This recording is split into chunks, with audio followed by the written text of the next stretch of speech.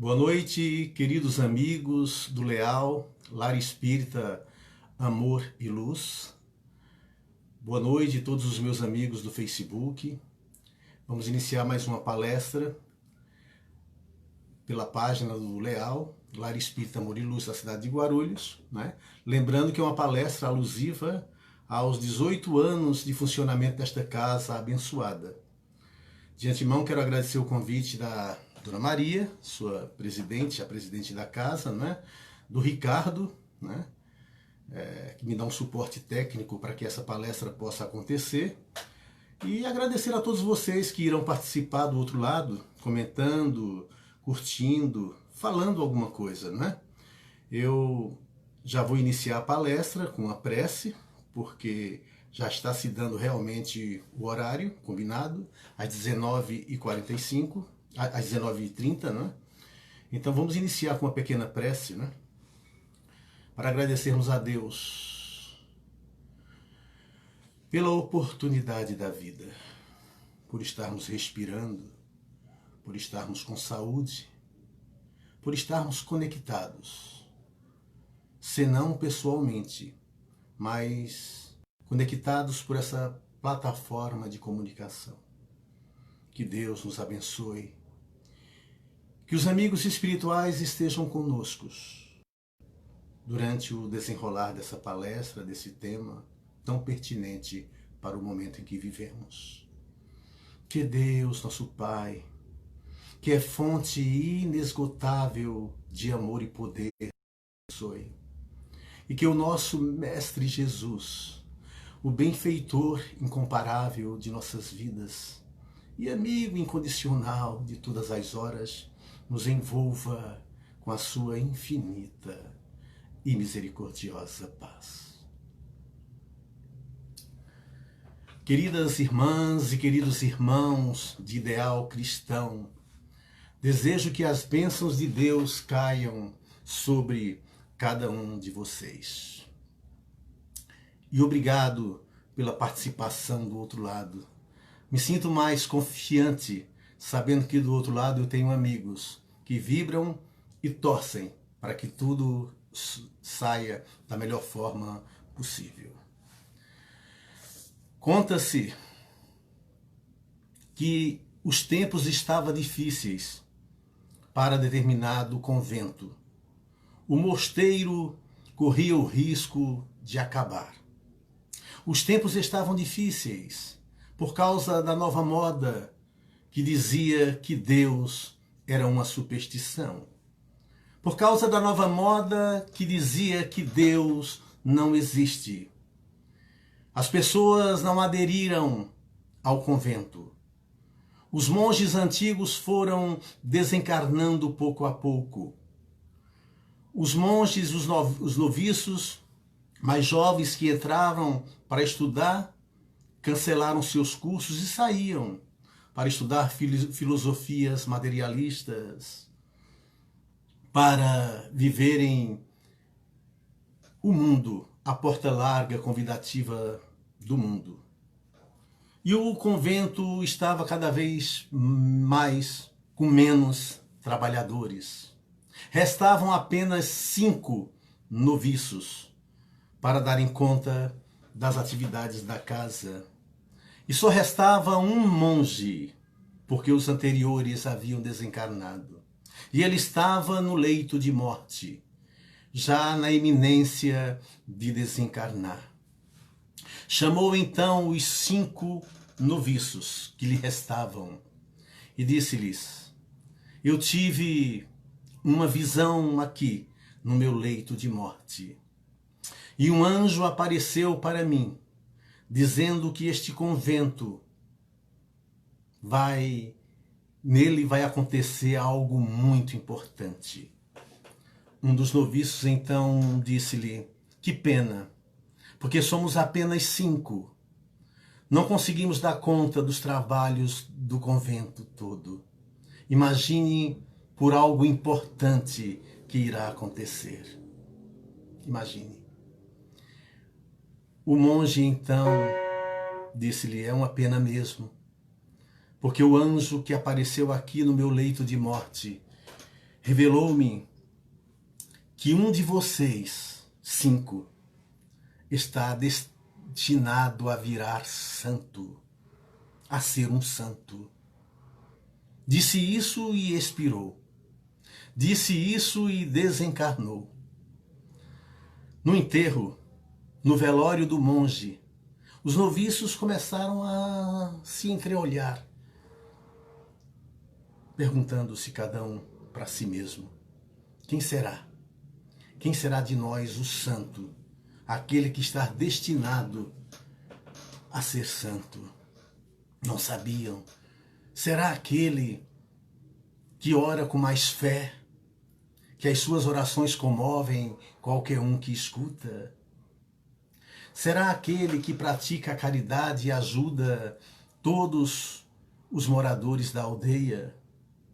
Ou será aquele que prega com tanta ênfase, com tanta eloquência, que leva às lágrimas as pessoas que o ouvem? Quem será de nós 5 aquele que será destinado a ser santo? Na iminência de estarem vivendo ou convivendo com um santo entre eles, resolveram adiar um pouco o fechamento do mosteiro e resolveram trabalhar com afinco, levantando as paredes que já estavam caindo, levantando as paredes que já necessitavam de pintura, e trabalhava com ardor, com entusiasmo, com vontade mesmo. As pessoas que viam o entusiasmo daqueles 5 rapazes ficavam admirados. Então logo um rapaz ou outro começou a se inscrever no convento para participar também das atividades deles. Um filho, ao visitar o convento, disse-lhe ao pai: eles trabalham com tanto amor. Seus olhos brilham. Como é bonito vê-los trabalhar. O pai disse: filho, é que eles trabalham realmente com muito amor. Eles trabalham realmente com muita dedicação. O filho então quis ingressar no convento. E assim, jovens da aldeia começaram a ingressar no convento, no mosteiro, por causa do entusiasmo contagiante daqueles 5 noviços que ficaram. 10 anos depois, o mosteiro já tinha 80 noviços trabalhando com entusiasmo, trabalhando com dedicação.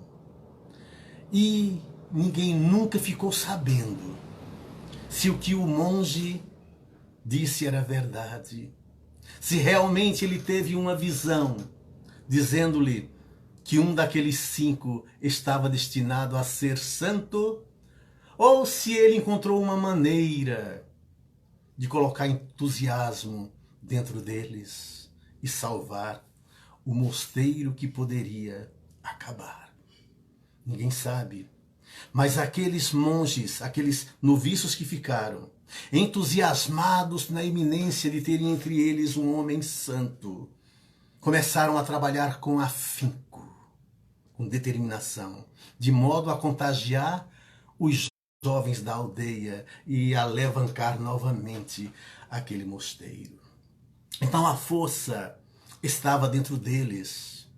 O desânimo significa a ausência de Deus. A origem etimológica da palavra entusiasmo significa Deus em nós. Então o desânimo é a porta de entrada para as obsessões, sem contar que ficamos deprimidos, ficamos com a imunidade baixa, ficamos doentes, ao ponto que o entusiasmo, a alegria, o otimismo denota Deus se manifestando dentro de cada um de nós, para realizarmos o trabalho ao qual viemos fazer aqui na Terra. Porque não estamos aqui na Terra para passear, é importante. Para vivermos dos sentidos materiais, é importante.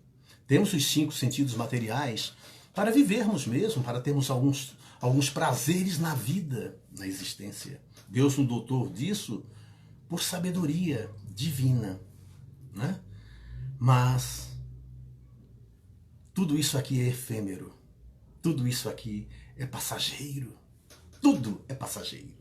E o que ficará mesmo são aqueles valores que os ladrões não roubam, que a traça não corrói, que a ferrugem não come. Como disse-nos com muita propriedade o nosso divino amigo Jesus. No capítulo 5 de Mateus, quando ele inicia ali o sermão na montanha, um dos seus sermões mais importantes. Mais importantes. Tem algumas pessoas que dizem, eu ouvi recentemente um líder de uma grande igreja aí, dizer que Deus não escolhe os capacitados, mas capacita os escolhidos. E esse líder, que eu não quero declinar o nome, por ética, ele repetiu essa frase durante várias vezes em seu sermão. Deus não escolhe os capacitados, mas capacita os escolhidos. E eu fiquei refletindo sobre aquela inverdade. Como que Deus não escolhe os capacitados, mas capacita os escolhidos? Então Deus escolhe sem critério algum para depois capacitar aqueles que ele escolheu? Então, se Deus não faz acepção de pessoas, não é dessa forma. Se numa empresa, que é algo material aqui da Terra, o empresário que vai contratar um funcionário, ele contrata mediante as aptidões daquele ser, o currículo vitae daquela pessoa. Quando o currículo é bom e ele tem muita capacidade, ele é contratado. Por que Deus, inteligência suprema e causa primária de todas as coisas, iria capacitar escolhidos? Não, meus amados. Isso não é verdade. Deus escolhe os capacitados. Os capacitados. E Jesus deixou isso muito claro na parábola dos talentos. Porque ele distribuiu os talentos aos seus servos de acordo com a capacidade de cada um. E depois pediu contas. Pediu contas. Pediu contas. Então Deus, ele não capacita os escolhidos. Ele escolhe os capacitados. E para isso, ele nos dá condições de desenvolvermos as nossas capacidades. As nossas capacidades. E somos trabalhadores da última hora. Nós somos trabalhadores da última hora. Como o próprio Jesus aludiu, né, na parábola, né, da 1ª hora, daqueles que chegam e que se dedicam ao trabalho com afinco, com determinação. Não estamos aqui, como eu disse, a passeio, só para desenvolver sentidos materiais. E vivemos em função dos prazeres que esses sentidos nos dão. Não. Né? Até sentimos os prazeres dos sentidos, e isso é importante, como eu disse. Né? Mas estamos aqui para evoluir, para crescer na direção de Deus. Saímos simples e ignorantes de suas mãos e vamos evoluir. Não a perfeição absoluta, porque a perfeição absoluta é Deus somente. Nós somos perfectíveis e vamos nos aperfeiçoar infinitamente rumo a Deus. E isso, meus amados, não se faz numa existência efêmera, passageira, de 80, 90, 100 anos, quando se vive muito aqui na Terra. Não. É através das reencarnações. E olhando o mundo, o planeta, a gente percebe que o planeta é um ser vivo, que evolui também. Evolui. E os seres humanos que nele habitam evoluem também junto com o planeta. Estamos aqui para evoluir. Basta olhar a tecnologia, as asas da sabedoria e as asas do amor da humanidade terrena, para a gente perceber o quanto evoluímos até fisicamente. moralmente, intelectualmente, nem se fala. Então basta observar a Terra para percebermos que somos nós mesmos aqueles do passado, que hoje vivemos uma vida que somos o resultado de tudo aquilo que já vivemos. Porque senão Deus faria a acepção de pessoas, distinção entre um e outro, né? Deixando-nos viver no mundo da tecnologia, no mundo do conforto material que a tecnologia nos proporciona, né? Em detrimento daqueles que viveram na Idade Média, na pré-história, que não tinham o conforto que hoje temos. Não, somos nós mesmos que viemos desde eras milenares evoluindo sempre. Então, Jesus contou-nos alguns sermões importantes que ficaram registrados nas Escrituras Sagradas.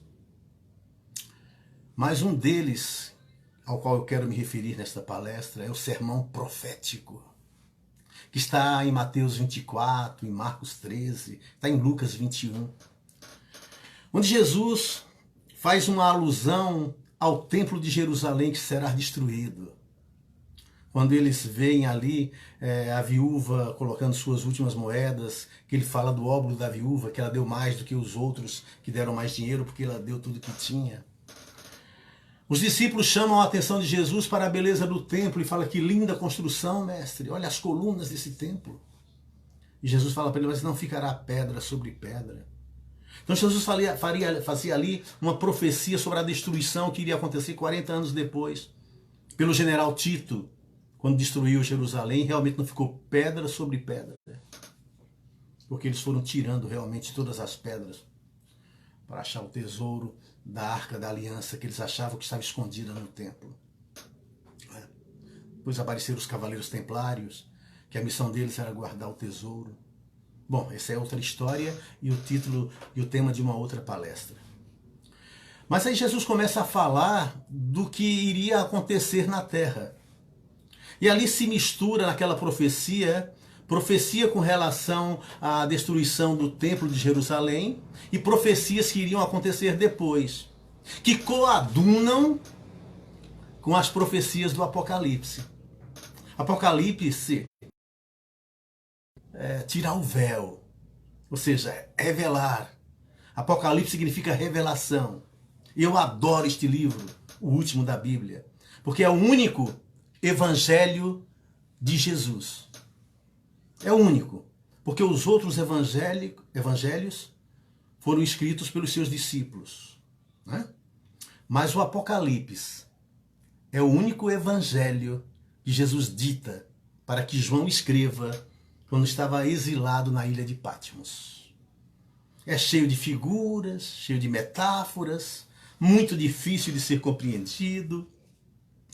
Mas Jesus conta ali a partir dos anos 90 da era cristã, na ilha de Patmos, para João, o discípulo amado, coisas que iria acontecer na terra. E as pessoas às vezes têm medo das profecias que Jesus falou.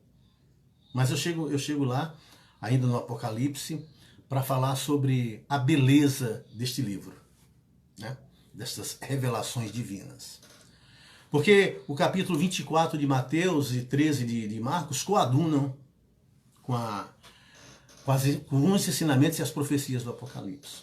Quando Jesus fala que não ficará pedra sobre pedra, ele fala para os discípulos ficarem atentos, porque viram muitos em seu nome, dizendo: ei-lo aqui, ei-lo acolá. Mas cuidado, que eles são falsos profetas, são lobos em pele de cordeiro, e eles serão capazes de enganar até os eleitos. Quando vocês ouvirem guerras e rumores de guerra, preparem-se, mas ainda não é o fim. Ainda não é o fim. Nações contra nações, terremotos. Fiquem tranquilos, que ainda não é o fim. São os sintomas do fim. Mas eu quero falar para vocês, meus amados, que todos os ensinamentos de Jesus a gente tem que colocar sempre no campo espiritual, no campo moral. Porque nada é material. Nada é material nos ensinamentos de Jesus nem na revelação do Apocalipse, nem no sermão profético. Nada é material. Devemos levar sempre para o campo espiritual. Os terremotos, as guerras e rumores de guerras, não eram guerras físicas, nem terremotos físicos, abalos sísmicos do planeta, não. Isso a Terra sempre teve, desde a sua fundação. Sofreu tantos abalos sísmicos, tantos terremotos, tantos tsunamis, que os continentes foram separados com o passar dos milênios. Então as entranhas da terra, as entranhas materiais, elas sempre passaram por isso. Não era desse tipo de terremoto que Jesus falava. Quando Jesus falou de nação contra nação, das guerras e rumores de guerra, não era do homem contra ele mesmo, contra outro homem, era do homem contra ele próprio. Era o bom combate que Paulo falava. Para que a transição do homem velho para o homem novo, para que o homem velho morra, para que surja o homem novo. E hoje, Kardec, no livro A Gênesis, no último capítulo, onde ele fala dos sinais dos tempos, a nova geração, ele fala que não são mais as entranhas da terra que se agitam, mas as entranhas da humanidade. Porque os abalos e as guerras sempre houveram. Sempre houve guerras, sempre houve terremotos, sempre. Então Jesus se referia a algo interno que iria acontecer. Mas se você pegar a Bíblia Sagrada pela letra que mata, você vai cair sempre em erros gritantes. Porque a Bíblia é um livro sagrado que foi escrito de sábios, para iniciados. Então temos que ver o que vem por trás da letra que mata. Porque vamos encontrar o Espírito que vivifica por trás. Jesus disse que nesses tempos o sol perderá seu brilho, o sol escurecerá, a lua perderá seu brilho e as estrelas cairão do céu. São os sinais dos tempos. Mas o sol perderá seu brilho? A ciência astronômica fala que só daqui a 14 bilhões de anos que o sol vai entrar em decadência e perder grande massa. E aí pode todo o sistema solar entrar em colapso. Mas daqui a 14 bilhões de anos. Então, quando Jesus fala que o sol perderá seu brilho, não é o sol, a nossa estrela que mantém a vida na Terra. Não é isso. Quando Jesus fala que a lua perderá seu brilho, não é a lua o satélite da Terra. E quando ele fala que as estrelas cairão do céu, não são estrelas, que a gente sabe que isso não vai acontecer. Tem gente esperando que isso aconteça. Isso não vai acontecer. Isso não vai acontecer. O sol escurecerá, é Deus, na visão do povo. O povo se afastará tanto de Deus como está acontecendo, que o sol representa Deus nessa profecia.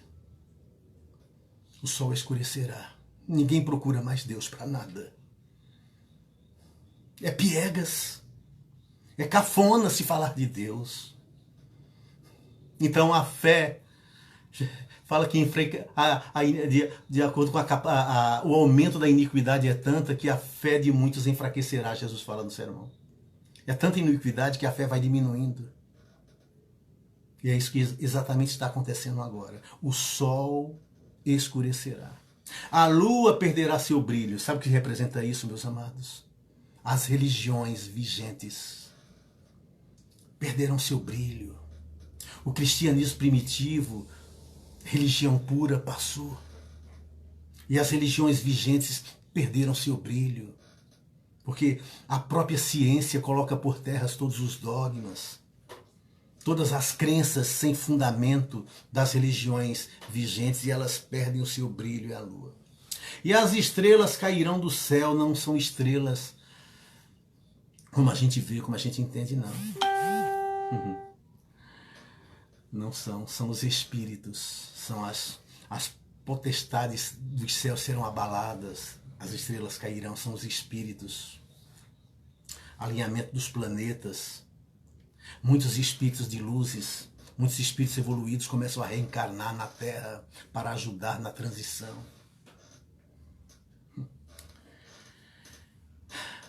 A profecia de Daniel, profeta Daniel do capítulo 8. Não sei se vocês sabem, mas a gente acredita, porque tem algumas informações mediúnicas, de que Daniel já era a reencarnação de Sócrates, o filósofo grego. E que depois Daniel viria como João. Porque as profecias de Daniel, como são parecidas com as profecias do Apocalipse, como elas se coadunam. No capítulo 8 de Daniel, ele fala que vai haver muitos crimes, vai haver muitas misérias. E quando Daniel pergunta por quanto tempo, na profecia, o anjo Gabriel lhe fala 2.300 tardes e 2.300 manhãs. 2.300 tardes e manhãs é um dia. E um dia profético da Bíblia é um ano. Então são 2.300 anos. Quando o planeta vai começar a mudar e entrar em outra condição, mais evoluído. Então, se Daniel viveu no tempo da Revolução dos Macabeus, 200 anos antes de Cristo, a gente soma 200 anos antes de Cristo com 230 anos da profecia, dá 200 anos antes de Cristo, com 2.300 anos da profecia, dá 2100, mais ou menos. Aí lá para o ano 2100 vai se concluir então essa fase de transição. O dia, Jesus fala que ninguém sabe, nem os anjos dos céus, nem ele, o Filho, mas somente Deus. Então, não tem um dia certo programado para que a Terra passe de provas e expiações para um planeta de regeneração. Ela vai acontecendo concomitantemente. Kardec, no livro Obras Póstumas, fala que isso já está acontecendo. Os elementos dessa transição já estão se misturando na Terra. Muitos espíritos estão desencarnando para não voltarem mais para a Terra, para reencarnarem num planeta compatível com a sua evolução. E outros voltarão, porque a transição vai durar durante todo o tempo do mundo de regeneração, que é um mundo de transição para um mundo feliz. Né? Isso vai durar 1000 anos, segundo o próprio Apocalipse, capítulo 19. Né? Vai durar 1000 anos. Mas isso vai acontecer de uma forma muito natural. O mundo não acaba. O mundo se transforma. Os homens estão se transformando. O que acontece no macro, acontece também no micro. Quando eu destruo o meu corpo com os vícios, com a má alimentação, com noites mal dormidas, a consequência são doenças e morte. Quando o homem destrói o planeta da forma como ele destrói, a consequência são doenças e morte. Porque o planeta é um ser vivo, que de tanto ser agredido, ele começa a reagir.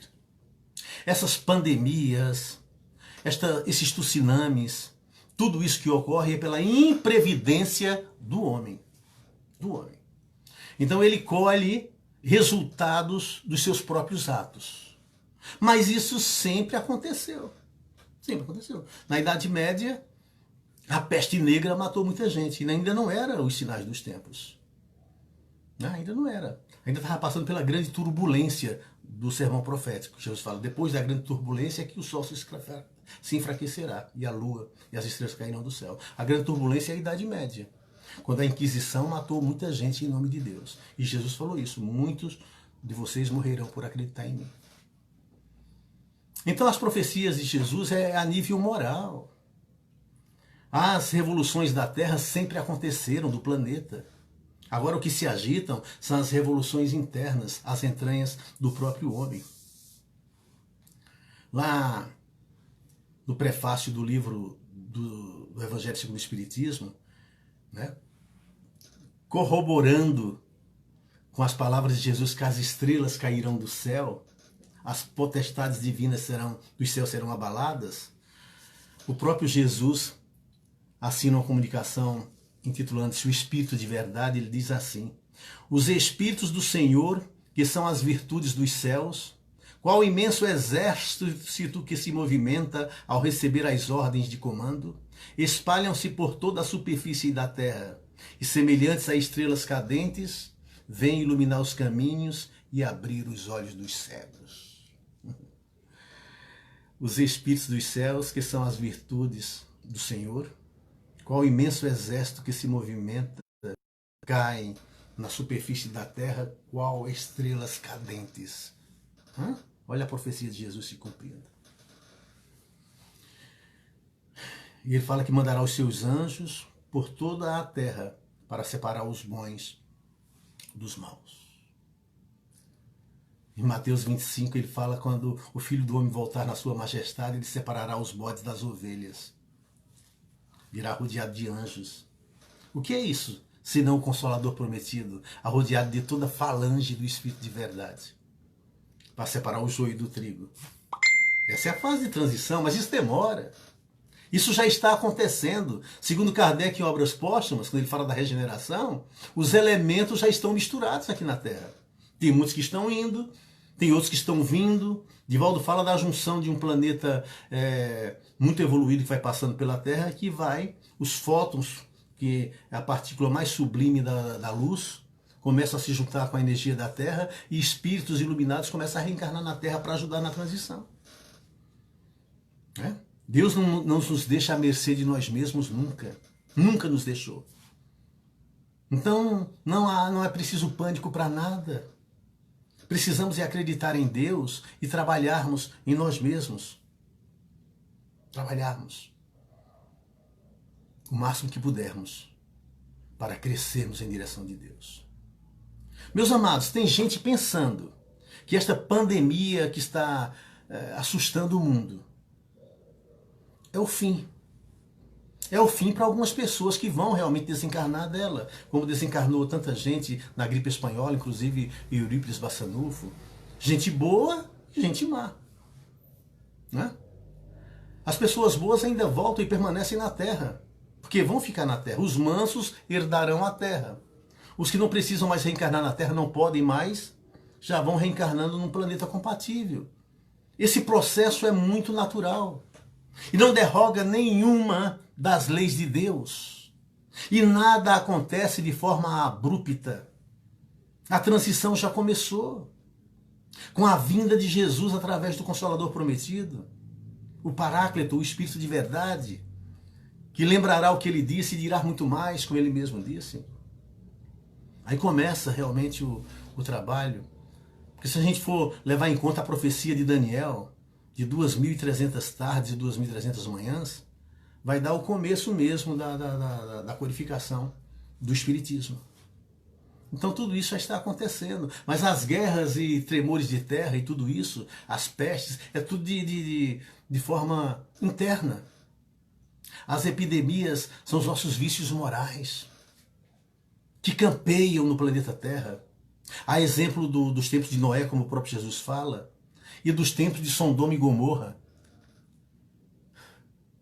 A iniquidade cresce e a fé de muitos se enfraquecerá. É quando está acontecendo a transição. O planeta Terra está passando por uma fase de adolescência para entrar na fase adulta, que é um mundo feliz. O mundo regenerativo ou de regenerador, o mundo de regeneração, é um mundo de transição. É um mundo de transição. E nós já estamos vivendo ele, o começo desse mundo de regeneração. Tem muita coisa boa acontecendo. Muita coisa boa mesmo. Mas o melhor de tudo é que tiremos proveito das adversidades. É que pensemos que Deus está no comando de tudo, porque Ele é o Criador, o dono da vida. E se Deus está no comando de tudo, tudo concorre para o nosso bem. Tudo concorre para o nosso bem. Na Idade Média, a idade do sofrimento, a humanidade estava em convulsão, onde a Inquisição matou tantos inocentes, como Joana d'Arc, Jean Rous e tantos outros. Tem uma letra de uma poesia, de uma música do Zé Ramalho, que quando eu ouço, eu me lembro e me reporta à Idade Média. É impressionante como essa letra, na minha opinião, se refere à Idade Média, à grande turbulência que Jesus falava, que ela ia passar também, aí viriam os sinais. Ele diz assim: foi o tempo em que o tempo não esquece, que os trovões eram roucos de se ouvir, todo o céu começou a se abrir numa fenda de fogo que aparece. O poeta inicia a sua prece, ponteando em cordas e lamentos, descrevendo seus novos mandamentos na certeza de um mundo alucinado, cavalgando em martelo agalopado e viajando com loucos pensamentos. 7 botas pisaram no telhado, 7 léguas comeram-se assim, 7 quedas de larva e de marfim, 7 corpos de sangue derramado, 7 facas de vinho amolado, 7 olhos atentos encerrei, 7 vezes eu me ajoelhei na presença de um ser iluminado. Como um cego eu fiquei tão ofuscado ante o brilho dos olhos que olhei. Pode ser que ninguém me compreenda quando eu digo que sou visionário. Pode a Bíblia ser um dicionário, pode tudo ser uma refazenda, mas a mente talvez não me atenda se eu quiser novamente retornar.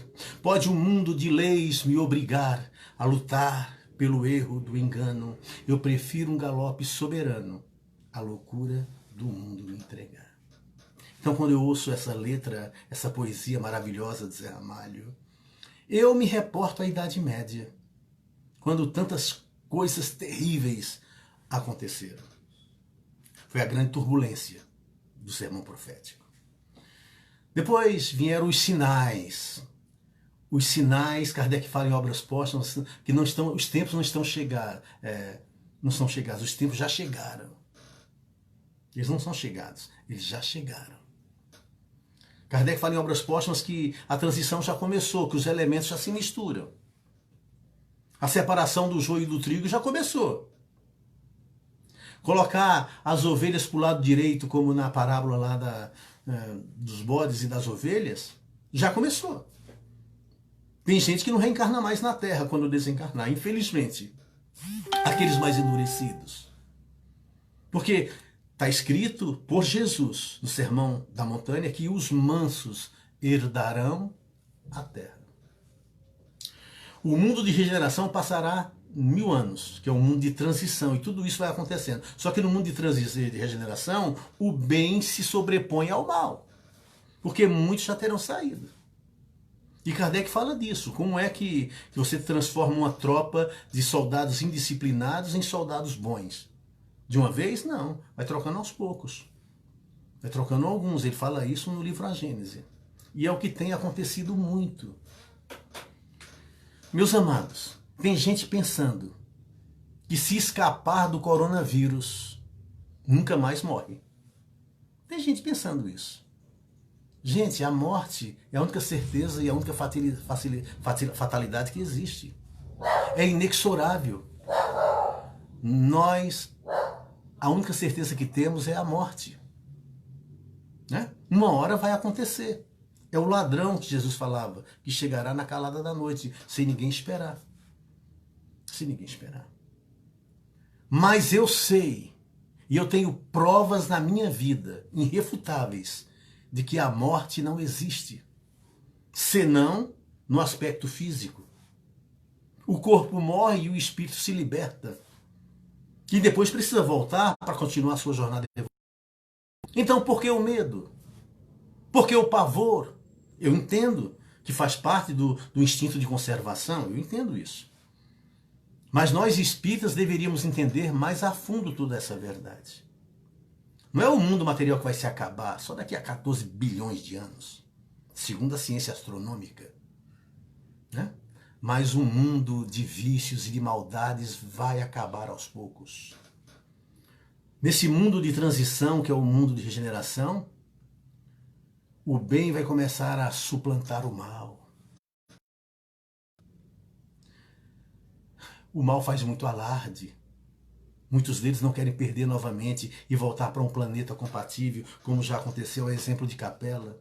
Ainda tem na psicosfera e no planeta Terra, encarnados e desencarnados, Irmãos que vieram de capela e ainda estão compenetrados no mal.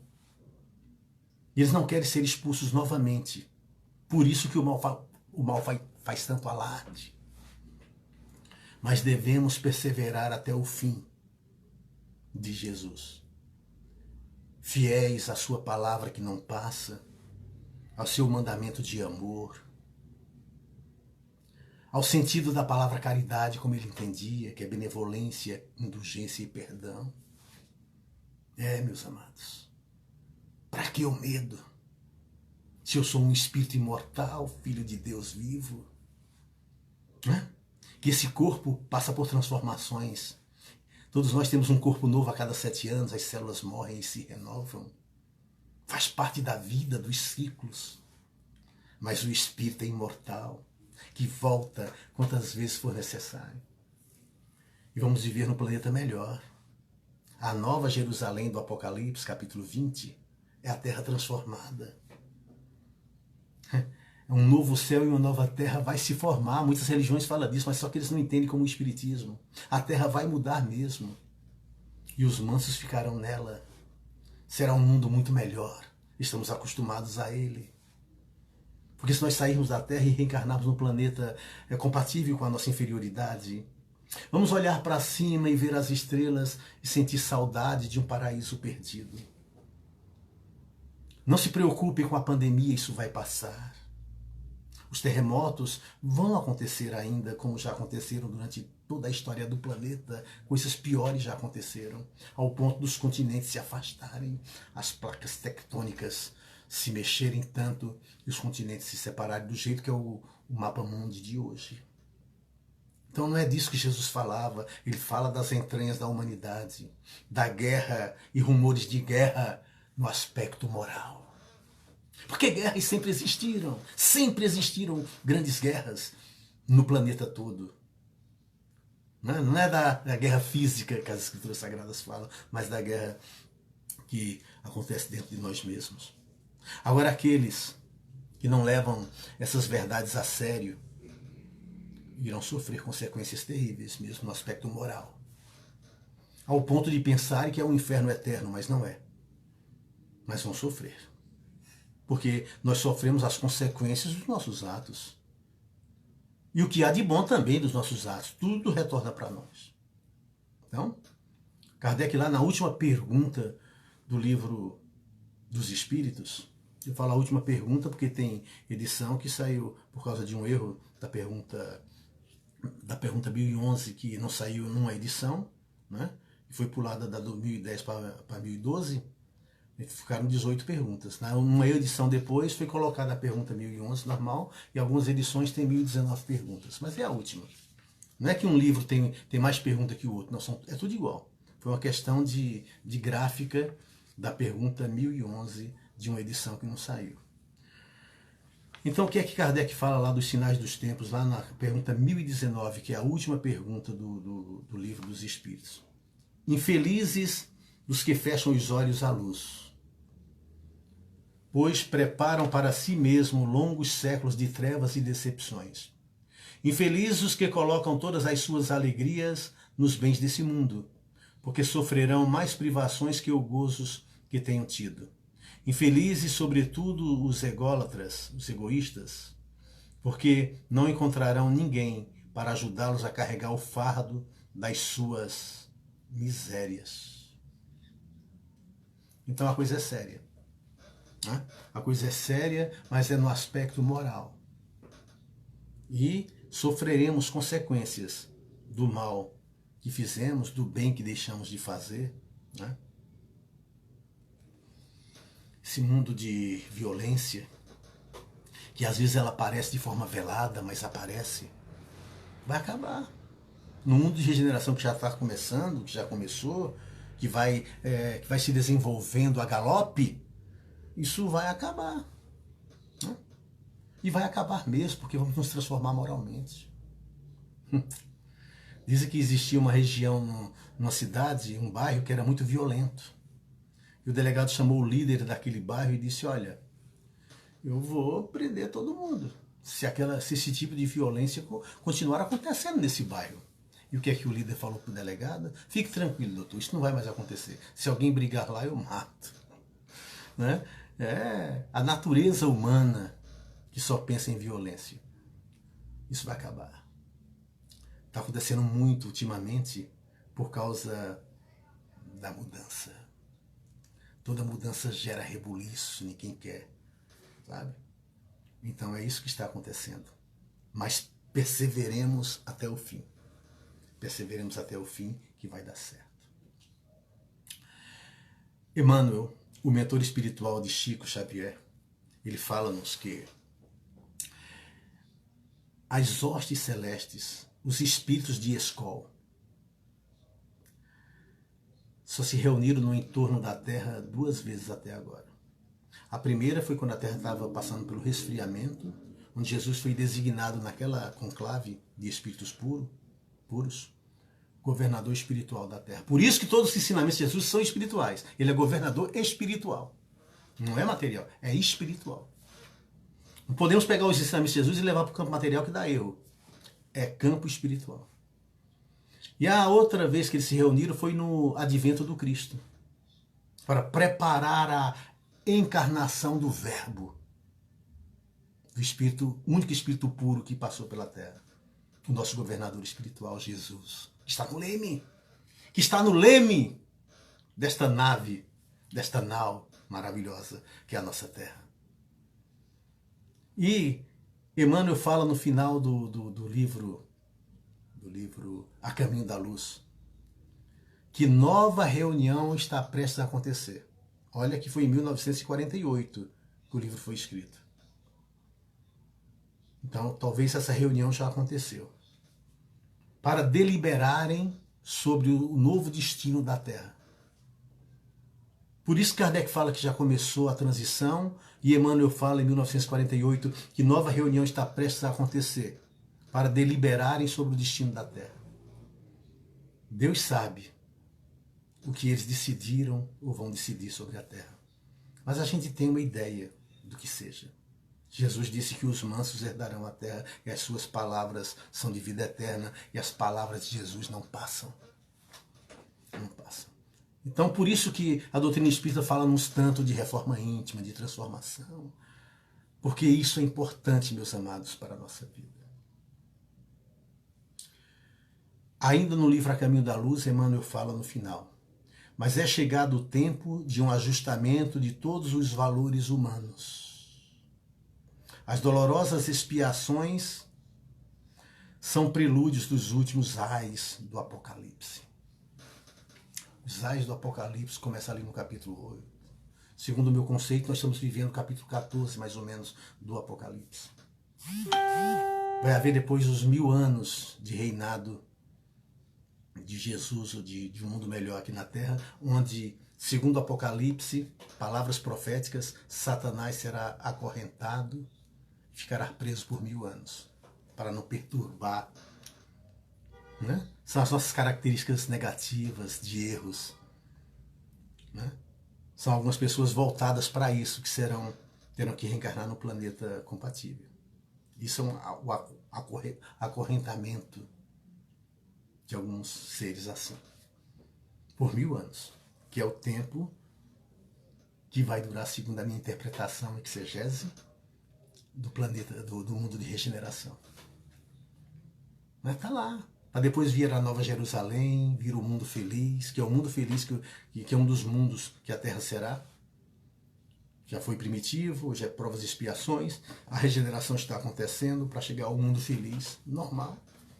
Tudo evolui, tudo sonha. E é no 3º milênio que isso vai acontecer. Estamos no limiar do 3º milênio. No limiar do 3º milênio. É nesses 1000 anos que já se iniciou há 20 anos que tudo isso vai acontecer. Ainda Zé Ramalho, poeta.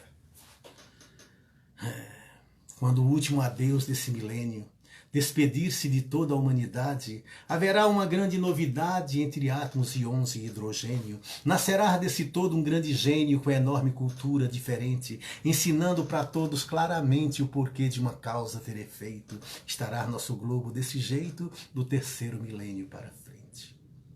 Podem crer que daqui a uns 100 anos automóveis não queimam gasolina, não há mais reatores nem turbinas provocando ruídos desumanos. Nesse tempo os norte-americanos é que pedirão dinheiro para a gente. Nós faremos com eles prontamente tudo quanto que conosco eles têm feito. Estará nosso globo desse jeito do terceiro milênio para frente.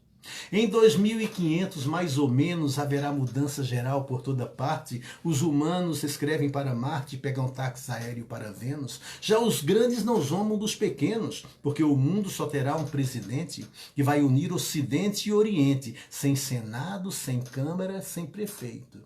Estará nosso globo desse jeito, do terceiro milênio para frente. Planeta de regeneração. Para chegarmos a um mundo feliz. Aí sim, onde só vai ocorrer o bem. Não vai existir mais mal que será suplantado pelo bem no regeneração. Só vai haver o bem. Só vai haver o bem. E é aí onde vai acontecer o último julgamento do Apocalipse. O último julgamento. Onde ele fala que Satanás será solto para ser julgado. Né? Aí o planeta vai ser só de um mundo feliz. Nós já estamos vivendo, meus amados, essa transição. Confiemos em Deus que tudo passa. Tudo passa. Tudo tem começo, meio e fim. Até as coisas tristes que estão acontecendo no nosso planeta. Mas a gente tem que aprender a tirar proveito de tudo. Mudemos. Enquanto estamos respirando e vivos, encarnados, há tempo e chance de mudança. Ah, mas eu sou reencarnacionista, eu sei que eu vou voltar quantas vezes forem necessárias, eu sei que não existe inferno eterno, sim. Mas cuidado. Pode ser que não haja tempo de você voltar à Terra. Pode ser que não haja tempo de você ter mais reencarnações aqui na Terra. E você será expulso de um paraíso.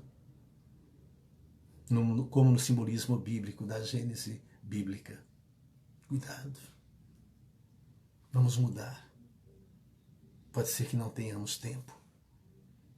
Como aquele dublê que faz as cenas perigosas no lugar do ator principal. Chegar numa região lá de Fernando de Noronha, tem muitos tubarões.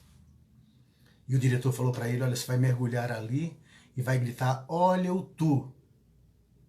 Quando você gritar, olha o tu, você sai e o ator principal entra na cena. Ele pensou um pouquinho e perguntou para o diretor, mas diretor, se eu voltar dentro da água e vou gritar, olha o tu, eu não posso completar a frase e gritar, olha o tubarão? O diretor falou, pode sim, se tiver tempo, pode. Então pode ser que não tenhamos tempo. Porque os tempos não são chegados, eles já chegaram. O expurgo já começou. Divaldo fala isso com muita propriedade. O expurgo já começou. Espírito, uma nova geração de seres já estão reencarnando na Terra. Essas crianças maravilhosas de hoje provam o que eu estou dizendo. Espíritos iluminados já estão nascendo. Espíritos rebeldes já estão sendo retirados. Normal. É castigo? Não. É um processo natural da vida. É um processo natural da vida. Mas estamos aqui para mudar. Estamos aqui para crescer. Estamos aqui para sermos felizes. E só vamos ser felizes se matarmos o homem velho que nos prejudica, que é a causa e a raiz de todos os nossos males. É o homem velho. São os nossos vícios, as nossas imperfeições. Por isso, reforma íntima. Caridade. Caridade. Benevolência, indulgência e perdão. Caridade. Como Paulo fala no capítulo 13 de Coríntios, o amor. Há 3 grandes virtudes, a fé, a esperança e o amor, mas o amor é a maior delas, a maior das virtudes. Deus é amor. Deus é amor. Está no comando. Somos filhos do amor. Por isso que quando amamos, nos parecemos com Deus. Porque Deus é amor. E Ele atua na terra através do próprio homem. Deus é imaterial e não vai se materializar nunca. Mas Ele atua através do próprio homem para levantar um caído, para ajudar aos necessitados. É Deus, é o homem, instrumento de Deus. Como Francisco de Assis bem disse, Fazei de mim instrumento da tua paz, Senhor. Somos instrumentos de Deus, mas que tipo de instrumentos nós somos? Temos o livre-arbítrio para escolhermos que tipo de instrumentos ou de música queremos tocar.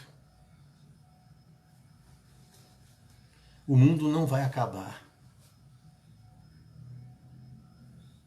O mundo não vai acabar. Mas se transformar. Vai haver mudanças de ordens morais, só isso. Mas o mundo vai permanecer o mesmo. Esperamos e espero que continuemos aqui na Terra.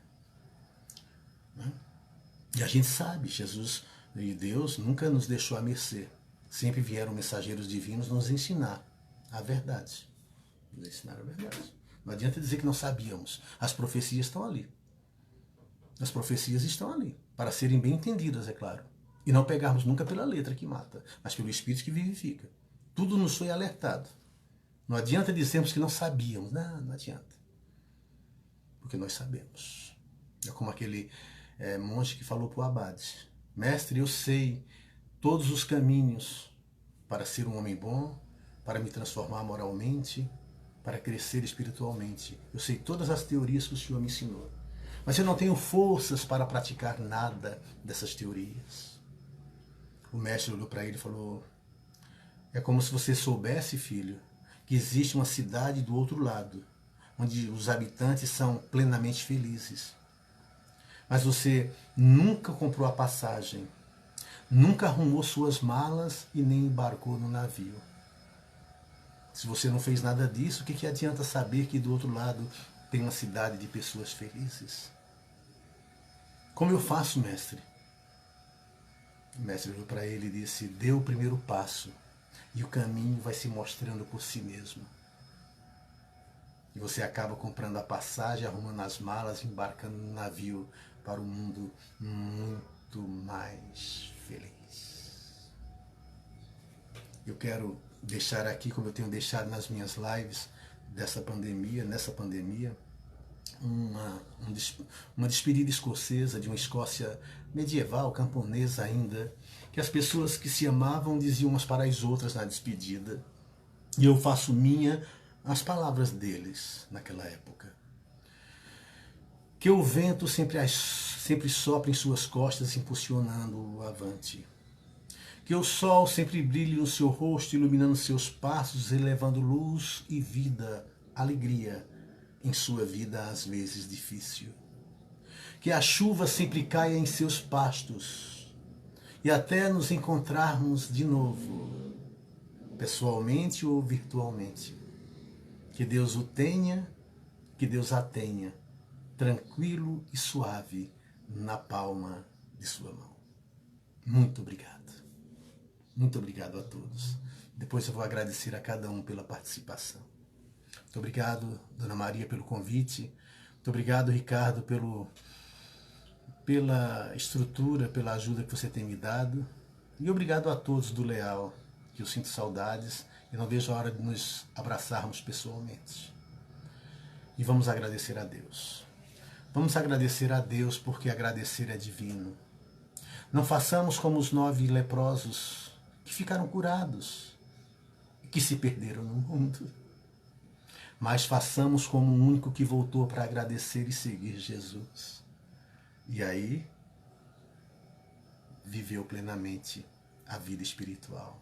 Pois aqueles que querem viver, perderão sua vida. Mas aqueles que perdem a vida, entre aspas, da terra, por Jesus, ganharão a vida na espiritualidade. Vamos agradecer. Vamos agradecer a Deus pelas oportunidades que tem nos dado, por estarmos respirando, por estarmos com saúde. Desejamos ardentemente que aqueles que não passam por essa condição que estamos passando, que sejam abençoados, que as dores sejam aplacadas, que as enfermidades sejam diminuídas e curadas, por que não, Senhor? Naqueles que já adquiriram o devido merecimento. Que as dores sejam curadas, que as doenças sejam dizimadas, que os cientistas, teus instrumentos, Senhor, instrumentos do teu amor, desenvolvam logo uma cura, uma vacina, um remédio 100% eficaz, para que possamos ter novamente a nossa vida de volta, para continuarmos crescendo rumo a Ti, Senhor. Que o mundo possa ser um mundo melhor depois de tudo isso. Vibremos ardentemente para que tudo melhore, para que as pessoas sejam felizes nessa ou na outra vida, no mundo físico ou no mundo espiritual. Aqueles que desencarnaram, principalmente os recentemente desencarnados, Senhor, que eles encontrem o caminho da paz, o caminho da luz, o caminho da verdadeira pátria, que é a espiritual. Queremos fazer nossas as palavras do padre José Silvério Horta, que escreveu pelas mãos darivosas de Chico, o Pai Nosso em verso e em prosa. Pai nosso, que estais nos céus, na luz dos sóis infinitos, Pai de todos os aflitos nesse mundo de escarcéus, santificado, Senhor, seja o teu nome sublime, que em todo o universo exprime concórdia, ternura e amor. Venha ao nosso coração o teu reino de bondade, de paz e de claridade na estrada da redenção. Cumpra-se o teu mandamento, vacila e não erra, no céu como em toda a terra, de luta e de sofrimento. Livra-nos de todo mal, dai-nos o pão no caminho, feito na luz do carinho do pão espiritual. Perdoa-nos, meu Senhor, os débitos tenebrosos de passados escabrosos de iniquidade e de dor.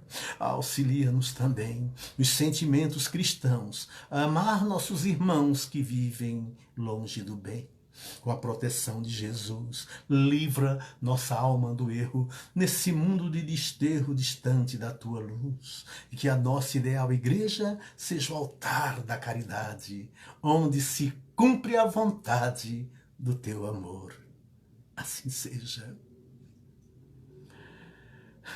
Paz e luz em todos os corações. Até a próxima.